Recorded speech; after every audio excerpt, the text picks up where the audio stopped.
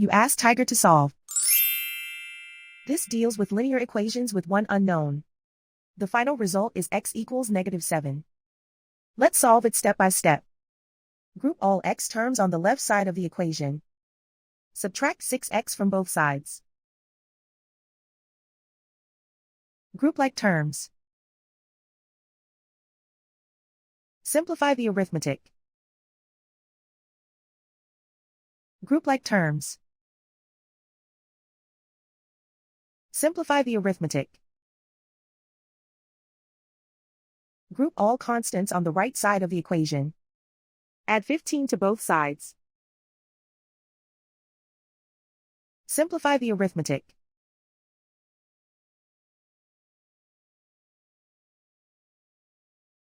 Isolate the x. Divide both sides by 4. Simplify the fraction. Find the greatest common factor of the numerator and denominator. Factor out and cancel the greatest common factor. And so the final result is x equals -7.